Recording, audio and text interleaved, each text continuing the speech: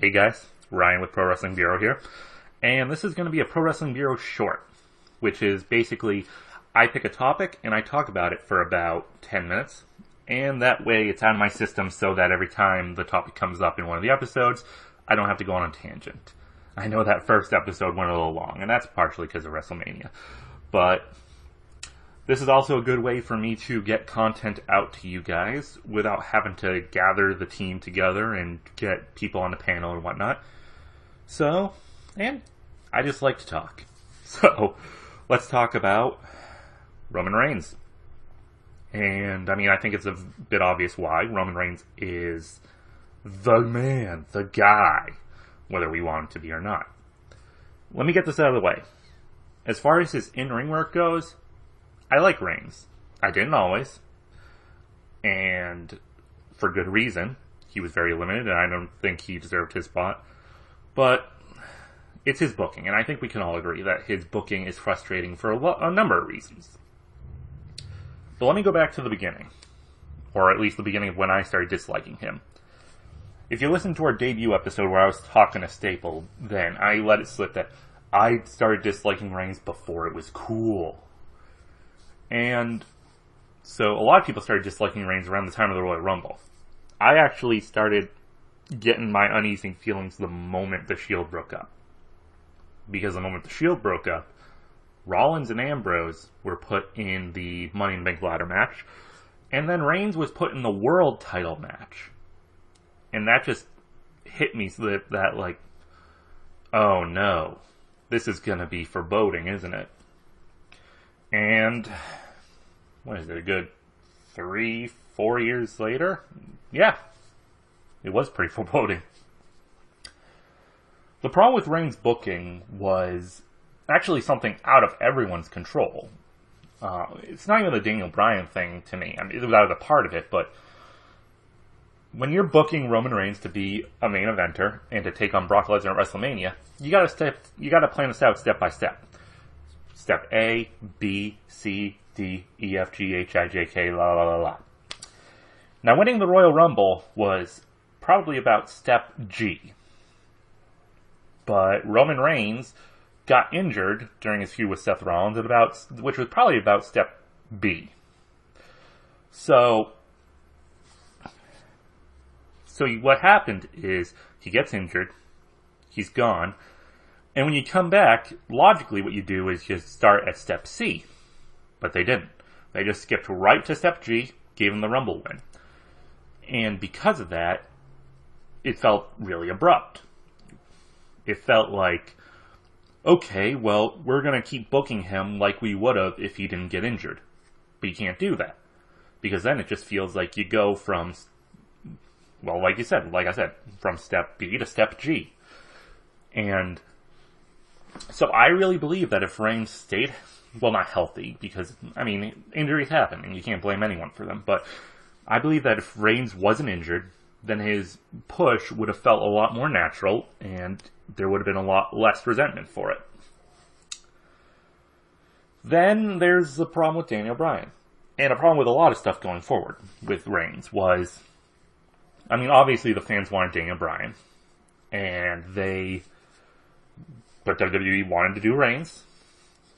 But WWE has this logic with their booking that it didn't work with Cena, and it's not going to work with Reigns. And that's... You ever watch The Highlander? Where you kill the guy, and then you absorb their power? I think that's how WWE views popularity, or, just adoration from the fans. So they think that if Reigns beats somebody the fans like, the fans will think, oh, that means Reigns is great. And you saw this throughout Reigns' career. They did it with Daniel Bryan. They did it with Cesaro. They did it with Dean Ambrose. They did it with AJ Styles. They specifically put Reigns in matches with people the fans specifically liked, and he would beat them in competitive matches, and they think, oh, wow, that's great, that's fantastic. But it didn't work. And the other problem with Reigns being injured was it forced them to bring back Dean Ambrose to feud with Seth Rollins. And they had a phenomenal feud. They had great matches, with the Hell in a Cell match in particular is one of my favorite Hell in a Cell matches. It's not the best, but it was phenomenal. And it was at that moment that people started saying, well, I mean, Reigns is gone, but these two are the next big things. And yeah, they cooled off Ambrose with his feud with Wyatt. But even then, his matches with Bray Wyatt were good, before Bray Wyatt's fall, which is probably going to be a rant for another time. And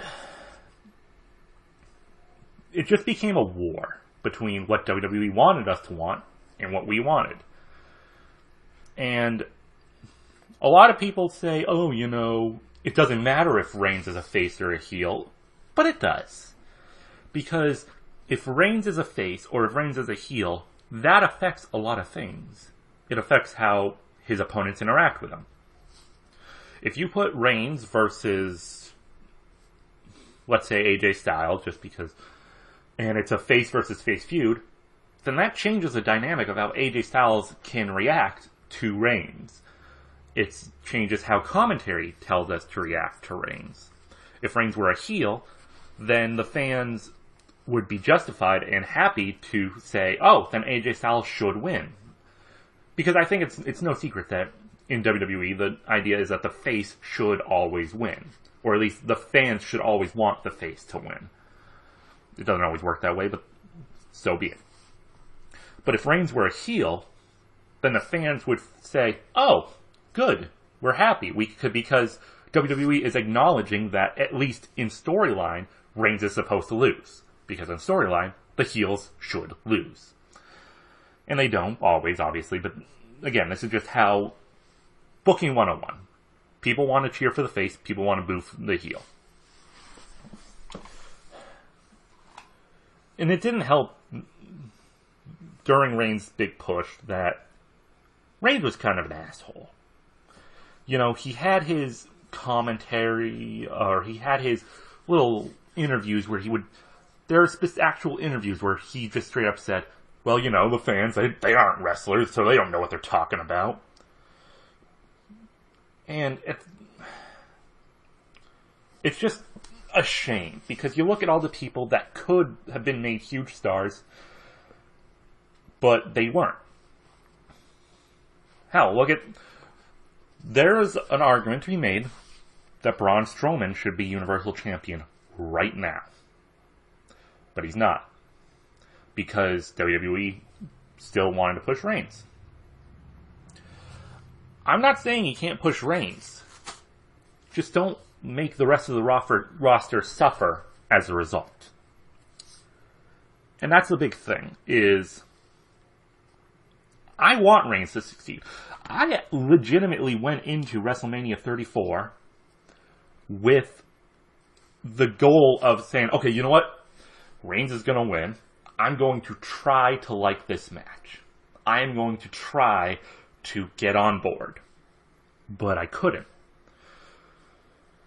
And the problem is, I know they're never going to stop trying. So I said this on the episode. I just want them to pull the trigger. Just get it out of their system.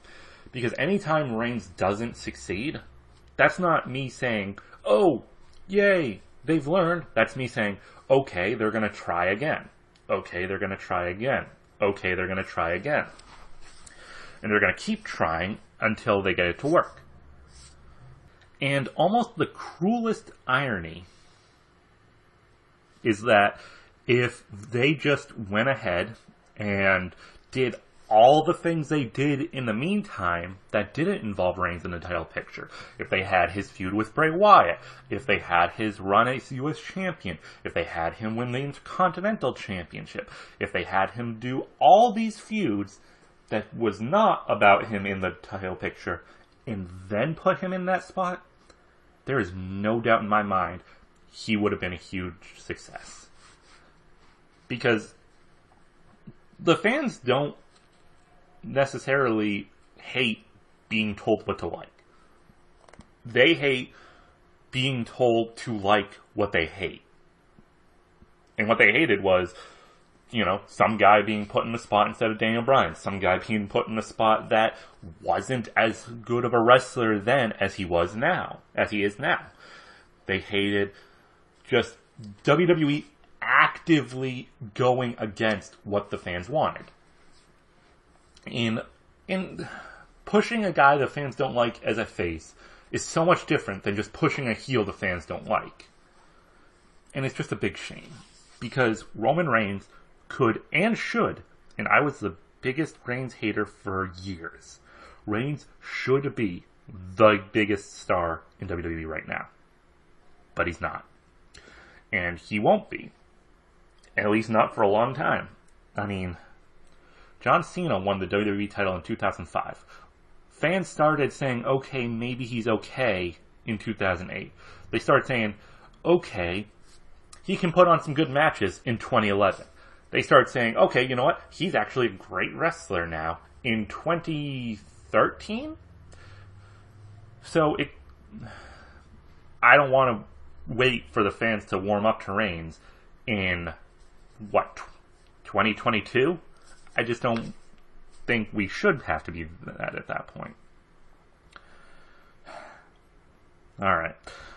I'm going to tag out now and let you guys do. Tell me what you think. Comments below. And we'll be back with Pro Wrestling Bureau sometime in the future. I am hopefully going to try to put together a quick show for the Greatest Royal Rumble, either previewing or reviewing. And maybe Staple will be back. Maybe we'll have new guests. Talk to you guys later.